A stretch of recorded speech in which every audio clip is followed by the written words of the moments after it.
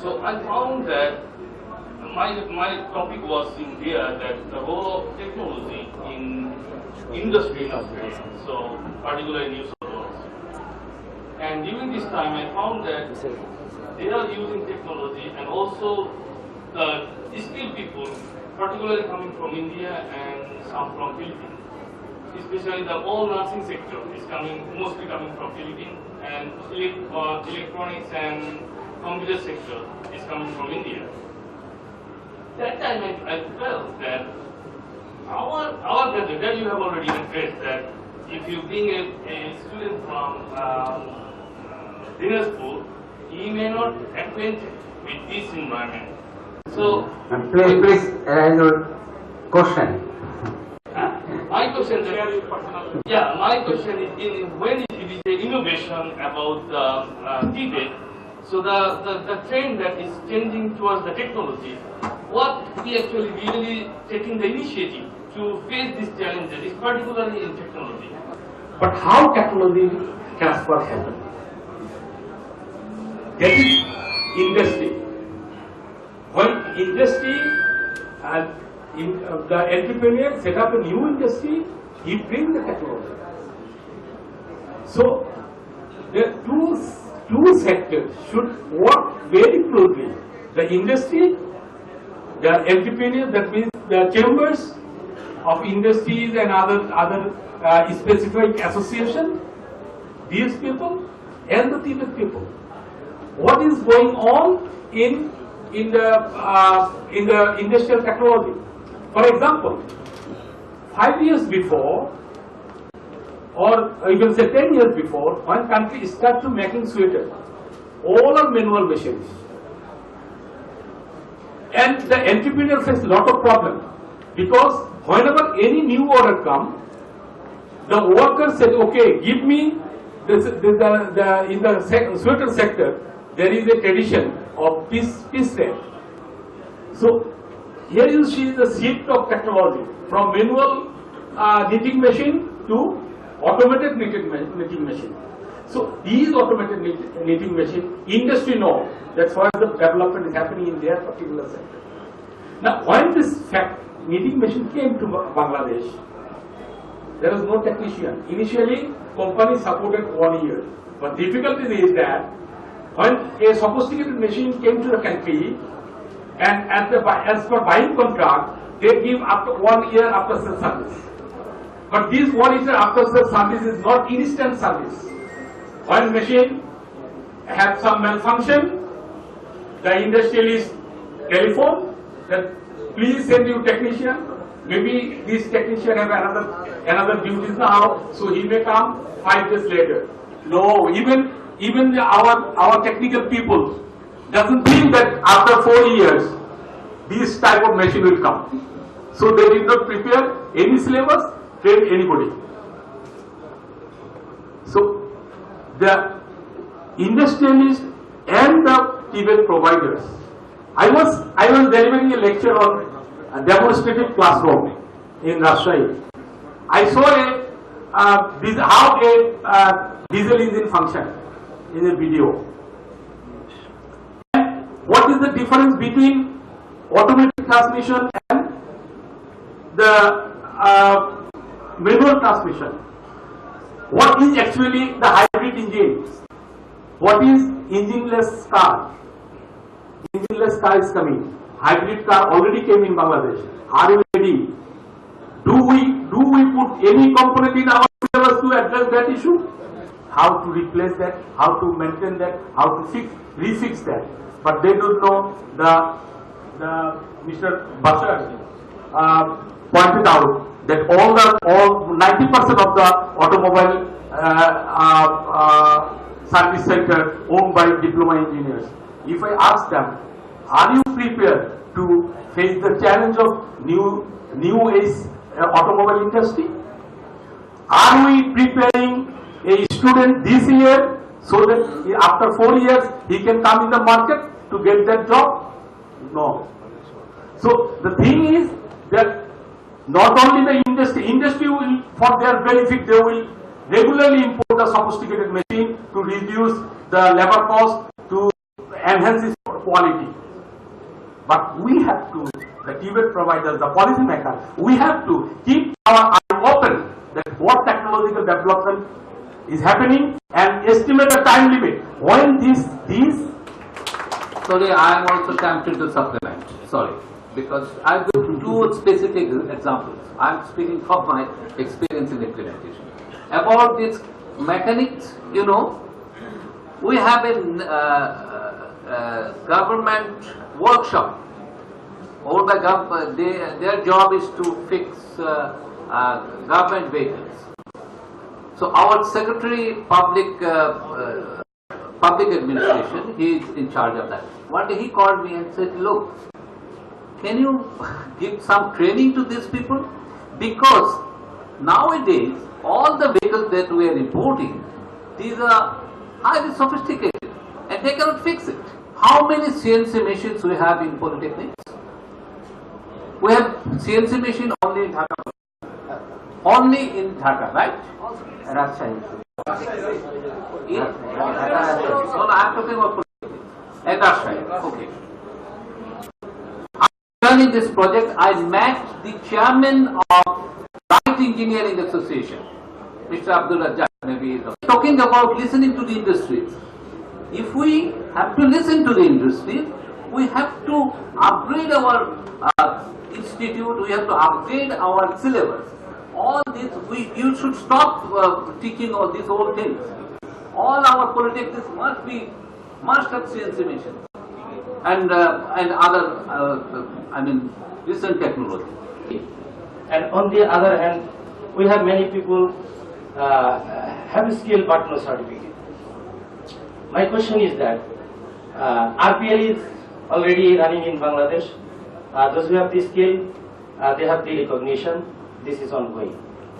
But problem is that those who are already graduated from Polytechnic, from GTC or TSC, is there any scope to upgrade their skill or to maximize their skill? everybody know it, Kamarashala? Huh? We went to Kamarashala of Japan.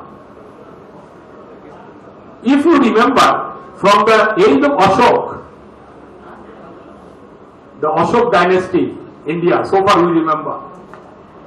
From that time, Kamarashala exists in this subcontinent. In India, Pakistan, Bangladesh, remains same. But I visited Kamarashala in Japan, Shanju city.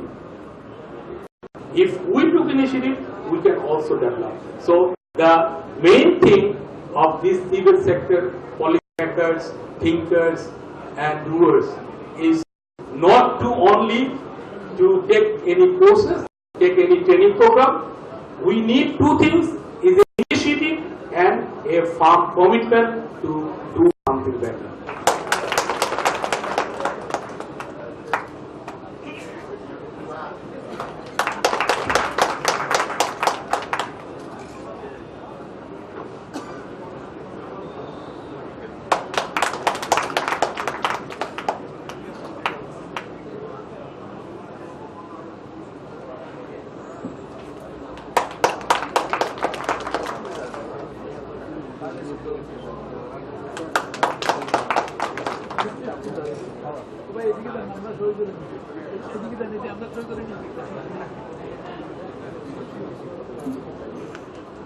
Now I request the chairperson, Begum Shamsun Nahar, to deliver his speech and conclude the session. And participants from 20 countries and also participants from Bangladesh who are very much involved in Tibet sector, and also from the government organization and non-government organization participants and dignitaries from different countries. Very good morning. Our session was shaping Tibet for developing innovative workforce for the world of work and empowering people. We have discussed a lot last more than 1 hour and participated everybody. So this was a very important session at this stage where the world is moving faster and technology is moving faster. So we have to cope up with this. So from this house, from all the speakers, this sense came that we have to do effectively to cope up with this new age. So it is the chair's privilege or disadvantage both, that I have to summarize all rather than to say from my side. So from the whole conversation and the whole panelist discussion, it came that skills, knowledge and innovations are important driving forces of economic growth and sustainable development for any country. So development of a country depends on its skills and innovative manpower. Innovation is the calling card for the future. Business has only two functions: marketing and innovation. Innovation is the control issue in the economy. Creativity is an input to innovation and change is the output from innovation. If you want something new, you have to stop doing something old. Creativity is thinking of new things. Innovation is doing new things. So innovation is taking two things that already exist and putting them together in a new way. Innovation distinguishes between leader and a follower. Innovation is the process to turning ideas into manufacturable and marketable form. Okay, it came from the discussion. Now, here one of the part of our discussion, innovative workforce. So what should be the appearance of innovative workforce? How would they look like, that innovative workforce? If we say some points, for innovative workforce must have sense making. They should have the ability to determine the deeper meaning of significance of what is being expressed. Then they have to have social intelligence, ability to connect to others in a deep and direct way, to sense and stimulate reactions and desired interactions. They should equip with novel and adaptive thinking, proficiency at thinking and coming up with solutions and responses beyond that which is rote or rule-based. And also they have to have cross-cultural competency. It is mentioned many speaker. Ability to operate in different cultural settings. They should have computational thinking, ability to translate vast amounts of data into abstract concepts and to understand data-based reasoning. They have to skills on new media literacy, that is, ability to critically assess and develop content that uses new media forms and to leverage these media for persuasive communication. And also should have transdisciplinary literacy in and ability to understand concepts across multiple disciplines. Then the design mindset, which is very important. Ability to represent and develop tasks and work processes for desired outcomes. And also cognitive load management. Ability to discriminate and filter information for importance and to understand how to maximize cognitive. Then virtual collaboration. Ability to work productively, drives engagement and demonstrates presence as a member of a virtual team. So these are the appearance of the innovative workforce. Now it is not the responsibility of that worker who are going to learn, who are the student of this debate program. It is the responsibility of us, the policy makers, the debate experts, the thinkers, It is really pleasure and enjoyable this session, I think. Our learned panelists, they discuss the thing elaborately. How we can empower our people, not for Bangladesh only. How we can empower the people of this subcontinent, not only subcontinent, in the whole world. This is very much important for this. And after closing the total conference, we will go for recommendation, and I think this recommendation, which will be Dhaka Declaration, which will be named as Dhaka Declaration, from that recommendation, every government can get help for reform, for reorientation of a Tibet activity in the world. Thank you very much, Honorable Chair, Begum Samsul Nahar. She is very kind to be here with us to chair this session. Thank you very much, Khurshid Alam, CEO. Really, I am very much proud of him. I am very much proud to work with him. He is really within a short time, he covered up the whole thing as a CEO of NSDC. We must have a clap for him. Chaudhry Muhammad Ahmed, my people who are working under him always appreciate his work. The debate, we must have a clap for him.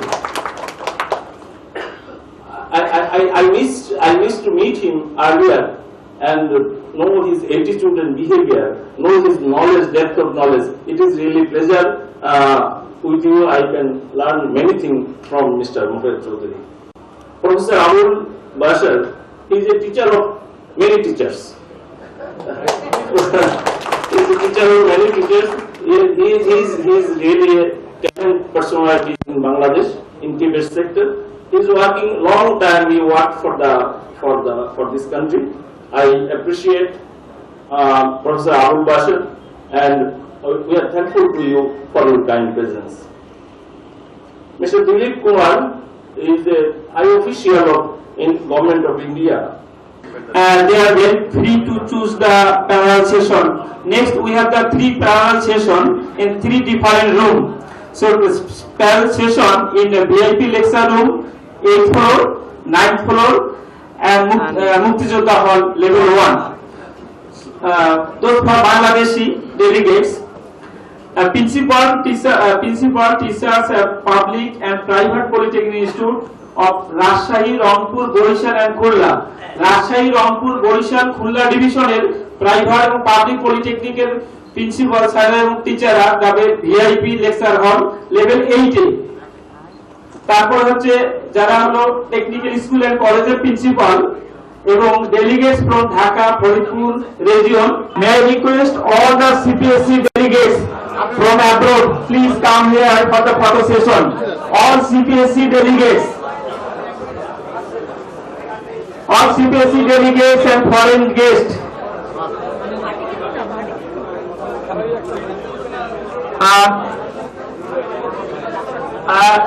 Madam Noor Aidi from Malaysia. We are looking Madam Noor Aidi already.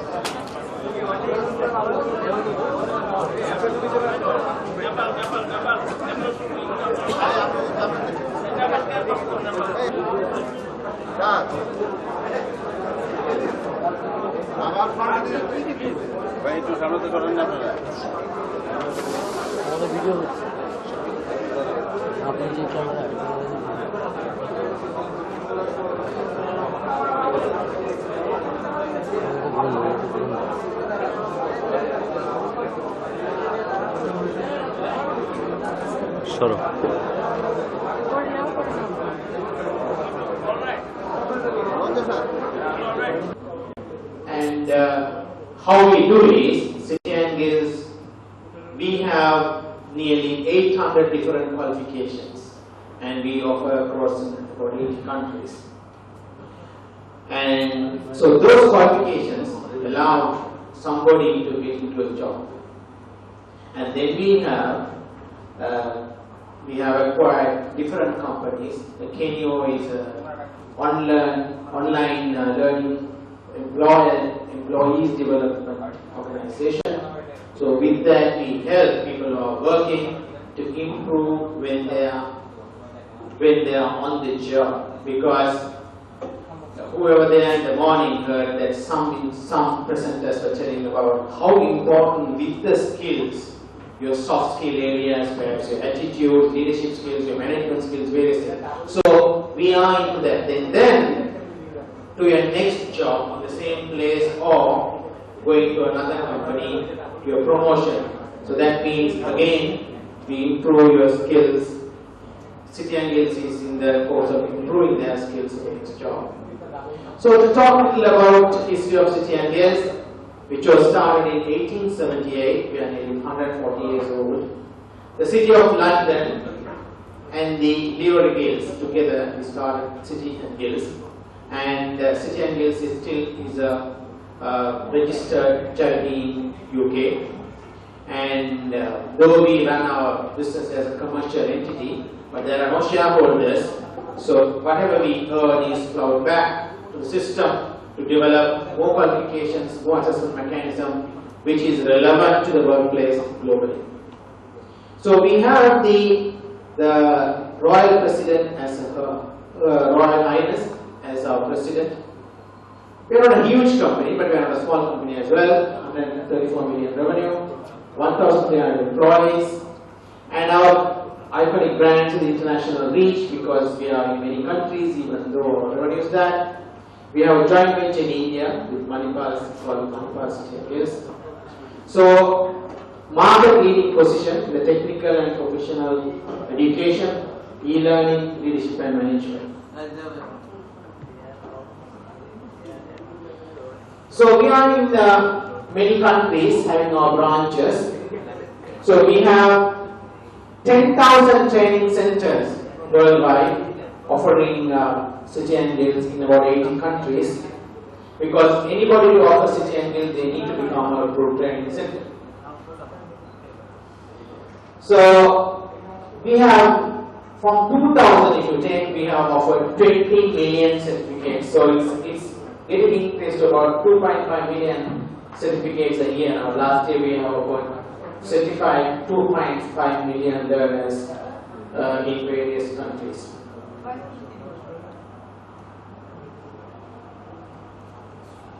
So this is a very important slide. If you see that what is the global trend towards education? If you look at the developed countries, Central and Eastern Europe, and the Central Asia, North America and the Western Europe, see how little they are into vocational education. Actually, even in the higher education sector, academic education, it is not much. Of course, the Arab countries, around 7% into the vocational and about 8% into the academic areas. If you look at the downdraft, then the majority of the trend towards the vocational education is in Asia. especially in the South Asia, South and West Asia. 41% is for vocational education, and towards people want to get the qualification to get a job. And again, even in the academic area, fairly high in Asia, it's about 12%. So, this is the trend of people's movement from various regions. Of course, the majority of the South Asians are moving towards Middle East. But we are getting from the foreign employment globally. It's a huge amount. 492 billion is so, especially for developing countries, whereas places like Bangladesh, this is a very important factor. So we are doing the project in Saudi. You see that, which I earlier also raised, that different organizations, different funding organizations, different NGOs. The newest trend is we are getting consultants to develop the qualification frameworks and the new qualifications. What has really happened is many places is, fine, you develop a qualifications, you develop a framework, then you have to live with that monster. You are stuck with that. The biggest problem is your implementation of that, your quality assurance, your assessment. So the same problem Saudi faced a year ago. They got a qualification framework done, they got a qualifications developed, then they thought, my gosh, who's going to do this? Who's going to write the answers? Who's going to do the assessment? Who's going to do the quality control? Right? And they have given that task to us. So we are engaged in a continuous project in Saudi, that is a 400,000 students by 2023 to be assessed, because Saudi, because of the, especially the Arab Spring, they are very concerned about getting their youth skilled. And as supplement to that project, now Saudi is telling, we are getting people from various countries in the South Asia, Sri Lanka, Pakistan, Bangladesh, Malaysia, especially Indonesia, Philippines, various places. Now they have a problem to recognize when these people come from various places, and especially in Philippines and also in India, few selected areas, construction and hospitality, they are going to say that if you want to come and work in Saudi, you are going to have this certificate from City and Guilds to start work. Our next pilot is going to be Bangladesh. So they are going to stipulate that you need this one to come and work here. And there is a need for that. Because this morning we were talking about the qualification, and we get the consultants to say, you want to develop your qualifications to meet your local industry needs. Fine, that's a requirement there. But what is happening in this whole thing? Now, Mr. Khurshid from NDACC, he was telling that, he was just a good example. One thing is, now Saudi roads are cleaned by machines, whereas here we have a bundle of labor, we are still manually laboring. That is to use the broomstick. Well, what are we going to do then? How is this competence going to fit into the other region? So, it is the policymakers and the developers of the qualification is predominantly important, I think, look at the global requirement when you are developing qualifications. Because otherwise, they will be stuck with you, and you will be continue to supply unskilled labor for pittance. If not, if you train them for the global requirement. So the South is going to do that. We expect that many Arab countries will come that soon, because we were talking in the morning that you are going to work with Malaysian qualification framework, the various frameworks. So actually what CITEC is trying to do be a catalyst to this. Okay, if the CITEC qualification is accepted in many frameworks, then it becomes easy for the transnational migration. So this is a story about one of our centers in oil and gas sector in India. The man in the middle, all of others are actually sitting, and his board members are sitting there. There is Emmanuel. He had gone to work in oil rig years back. Then he was all of a sudden heard the silence. He didn't know what to do. He was stuck in the middle with the broomstick. If nobody, all of a sudden he found no one is there, all have disappeared, but only he is stuck there. Then somebody came and pulled from his collar and dragged him away. That was a thrill display for health and safety. So what this man did was, he found that this shouldn't happen to others. So he came back to India, and 2 years later, he started training the use in systemic qualifications in oil and gas, and very especially health and safety procedure. Poor quality of remittance because of that, and unrealized value. And still, they have to work in the dangerous working environments. Why that is happening is because information we have is hugely varied. We find about 982% variation in the information. Understand the recipient's labor requirements, job requirements in the recipient markets, and then to ready with the suppliers to meet the demand. Also to have a very clear-cut, credible qualification for them to migrate to another country. Then even injection is archived now, because you have electric cars, you have hybrid cars. So if you are not ready for the technology, so what are you going to do with this trained people for the yesterday's technology? So anyway, that is my presentation. So maybe during the question and answer, if you have any presentation. We are going on with the session accreditation of cross mobility for Tibet workforce. First presentation was Mr. Hashim. Professor Dr. G.K. It's very good, what should I say, abbreviation. Dr. G. Walantavel. He is the faculty consultant of Colombo Planistaff College.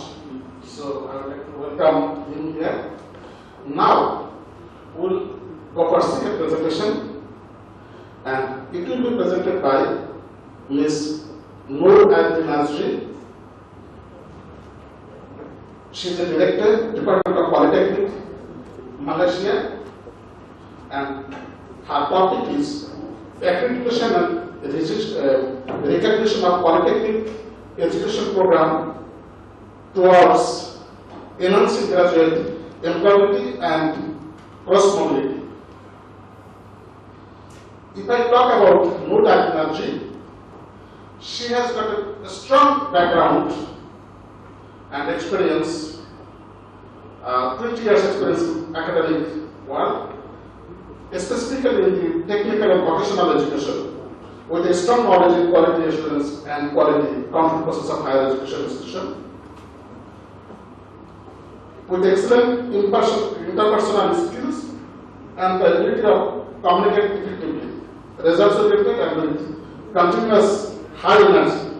And a very pleasant day to everyone, distinguished panels, or distinguished presenters, all participants of this seminar. My name is Nooradi binti Nazri. Easier for you to call me ID. ID is fine. Today, what I will share with all of you is accreditation and recognition of polytechnic education programs towards enhancing graduate employability and cross-mobility.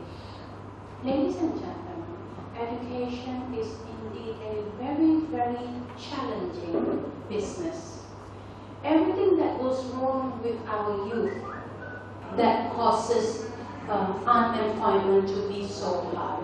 So once again, education system is always in the limelight of everything that goes on in any country for that matter. And also, ladies and gentlemen, the world is changing at a very, very fast pace. Education system has got to keep in pace with those changes. Yeah? This accelerating pace of change due to the digital age. Yeah? Babies are born into digital age. A lady as old as I am, only towards our 40s do we start playing with all these gadgets. So it is a change for me to get used to all this digital gadgets. Also the global economic crisis and also the global globalization, competition due to globalization. Hence, education system has got to change rapidly with all of these requirements. It's happening in Malaysia, which is under the purview of Ministry of Education Malaysia. So I will highlight some when what happens to the other 4 of my children. This is a scary information, ladies and gentlemen. And let's have a look at Greece, Spain, South Africa. More than half of young people at the bottom part of the screen. You see that there is a critical skills shortage at the same time.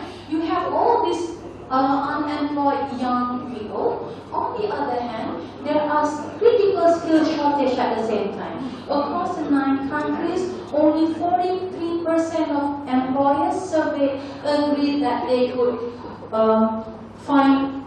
they could not find enough skill at entry level workers. Dichotomy exists. You have all these young people who cannot find jobs, and you have all these jobs all over the world that cannot find the matching skill to do those jobs. Creators. In fact, one of our panelists from Bangladesh mentioned this now. Many of your polytechnics open their own workshop, so they become job creators. We would like all, inshallah. He gave me this. I don't know. Alright. Maybe we can share with all of you. Now let us go for third presentation. And it is on. We had the CRT monitors those days, the cathode tube monitors. So the managing director has asked the 2 new engineers with a BSc engineering degree to reduce the brightness. So what they have done was, they went to the place where they have the operation manual and going through the pages to see how the brightness can be reduced in a monitor. So the wrong person at the right place. And information is your library. What you gather from that is knowledge. And knowledge put into practice is wisdom. So if we cannot do that, there's no matter what we learn, we will be failures. So having said that, in this presentation, I will explain why we need a qualification matrix for the region now internationally and how it can be done and the probable outcome. With that, if you have heard about this saying, it's anyone can get angry. That's easy. But to get angry at the right time, for the right purpose, in the right way, going to be based on mathematics. I am not going to use any mathematics or scientific words. I want to make it general. That's my point. And if I use some names, it's not to promote something, but to explain what exactly it is. So we have a diploma course called National Diploma. Always they are fighting each other because they feel themselves they are the best. And after completing the career, they go to the industry. They think that the industry space is limited, so there is competition. And there is an uneasiness also among this. So that will create in technical colleges in Nigeria. Before I just go further, I just like to take back and look at. That's why I just come here to remind that I have to come and tell us our own problem that we are facing in school and particularly in the classroom. That's why I made the topic, effect of discussion method of teaching in practical skills acquisition in technical colleges. From my introduction, we can say that the response to the worldwide educational reform initiatives today, teachers are expected to possess a wide spectrum of knowledge to enhance their professionalities competency. Okay, what I just want to say here is that we are saying that now the world is dynamic.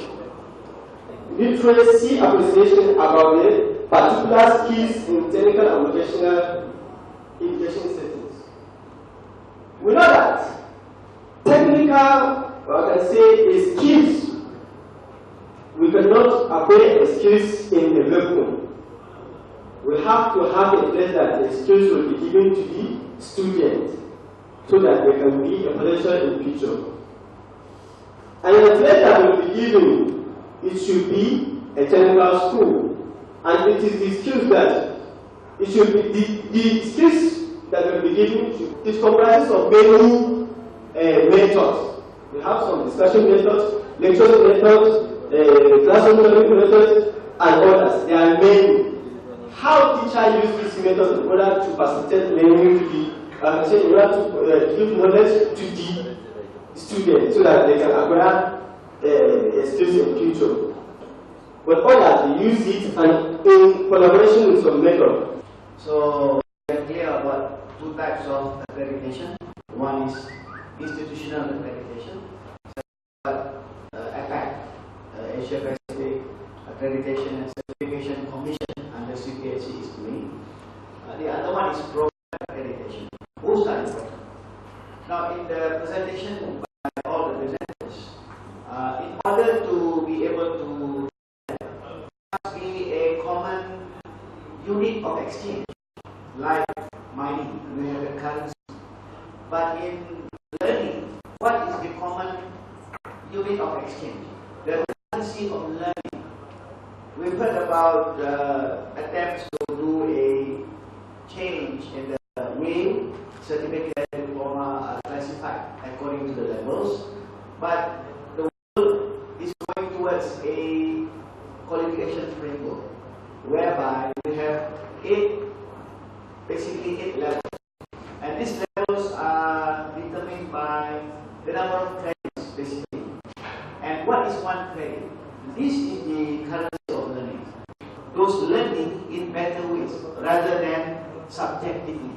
But I've not been hearing so much about this.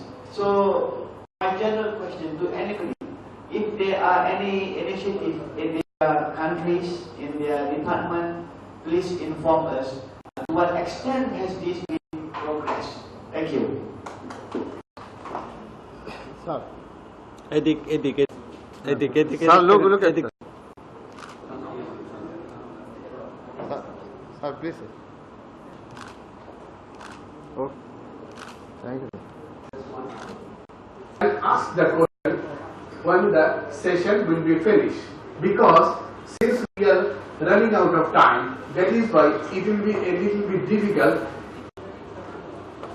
So it is better to mention now that our chief guest, Mr. Barbarali, the Director Planning, Director of Technical Education Board, he has also got one paper about debate in Bangladesh and what is our issues, what are the problems, and what are the challenges we are facing to implement debate. But it is a conference regarding the sustainable development of debate. I had an opportunity to attend, and I am going to present regarding the debate issues and policies. I will give some introductory information because some of the guests they are from abroad and then they need to know it. I will present regarding the present scenario of Tibet in Bangladesh. Tibet reforms agenda what we have taken in context and issues and challenges of Tibet, major responses from the government or stakeholders, key outputs what we have already got, and different types of courses are available, but normally we recognize 3 months to 6 months course. Our institution, number of institutions, there is a figure like Government Polytechnic Institute, we have 39, Technical School and College, we have 64. Actually, every day it is, some institutes are ready. And HSCM Institute, now figure is 1658. Secondary Vocational School is 2,128. Akil Vocational Institute in non-government 281. Textile Institute 116.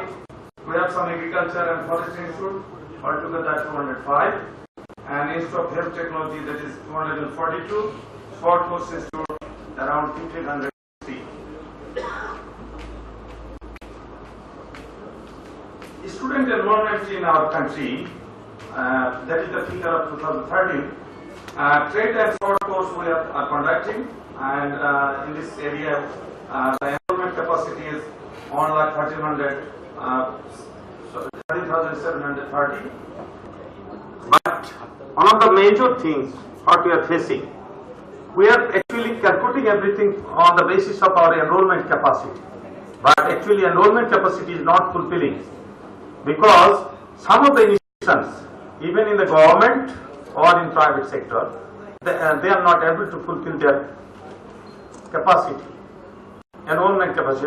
Because I can say that say for an institution there are 4 trades or technology affiliated by BTED, but and the capacity is say 400, but they are not actually enrolling 400 students each year.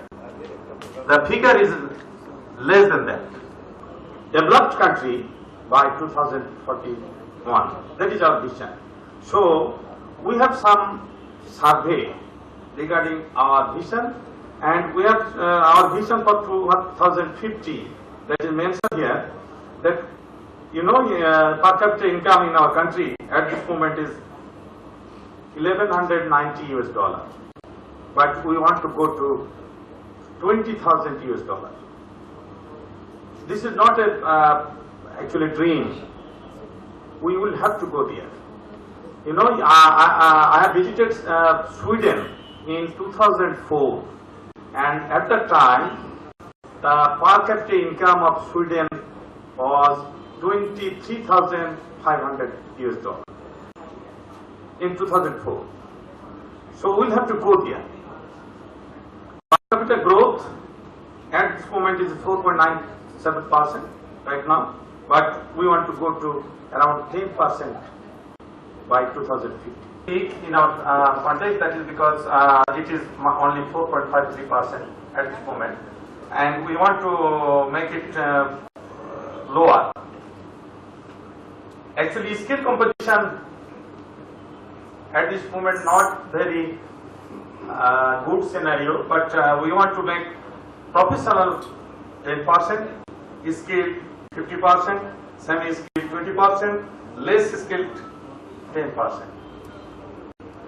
And urban population we want to make it 80%, semi-urban 15%, and rural population to 5%. This is not my language. This is a survey, and this is the commitment. And in the secondary education level, that is around 887 million. That is bigger amount, and most of our private Tibet institutions, they are actually raising their fund from the fees of the students one. Even in the laboratory, some of the machineries they have purchased that is more than $1 million costing. One paradigm and new paradigm shift, supply demand common, training for employment, learning for employability, in service training, concept of lifelong learning. Last time I went to Singapore, their conception is that I have visited a type of learning institute, but we have no such type of institute in Bangladesh. We are learning from traditional learning-based learning. In Bangladesh Korea Technical, we have a project under SY program, Prime Minister Office, e-learning platform for Indian Sarkar. Inshallah, we are expecting that we will be able to start the project in a very short time. Industry institution linkage, center, guest lecturer from industry, leaflet pusher, and teaching factory concept. Last concept is new concept. I took this word from Nanyang Polytechnic. They have this concept, teaching factory concept. Tibet should frequently go to the industry and back to the teaching. This is is the teaching factory concept. This is totally absent in our TVET system. Now, benefit of the TVET system with industry engagement, these are the benefits: timely, accurate data, labor market, more effective for job placement, up to date, national standard and recognized internationally, for sharing of TVET. And now, key skill challenges for overseas employment. As you know that around the globe, Bangladeshi workforce is working in more than 160 countries. Professional workforce, semi-skilled, highly skilled, less skilled workforce. But reality is that the remittance is not coming as our expectation due to the lack of education and training. The skill gap, skill mismatches, style old and new, linkage between the TVET and the industries, skill challenges, overseas employment and recommendation. Actually, I'm going to present on TVET issues and challenges for socio-economic transformation and human resource development in Malaysia. In this paper, with me, Saidul Rahman is the co-author. Now, what is education? I think everybody knows, even though I'm just going to give a very short concept. Education is the key to increase productivity. It's a lifelong pursuit of continuous development. It's a measure to shift traditional economy to a more knowledge-intensive economy. Research and society at large. So this chart is showing the stakeholders' relationship in the TVET system. Here we can see that at industry level, which is very important for us, it's very important for us because of technologies, products and processes.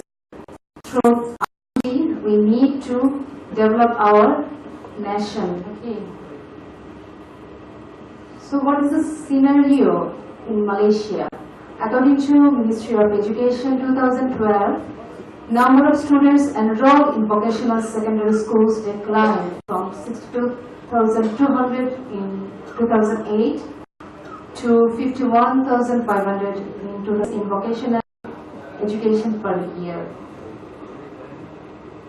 What's the purpose of education in Malaysia? According to Education Act in 1996 of Malaysia, the purpose of education in Malaysia is to enable Malaysian society to have a common knowledge, skills and values necessary in a world that is highly competitive and globalized, arising from the impact of rapid development in science, technology and information. So these are the educational systems in Malaysia, like preschool, primary education, secondary education, and national secondary schools are again subdivided into several types. Then pre-university, tertiary education. Now, vocational programs and polytechnic schools in Malaysia. Besides the university degrees, students also have the option of continuing their education in professional courses such as the courses offered by the ICSA. Polytechnics in Malaysia provide courses for diploma level for 3 years and certificate level for 2 years.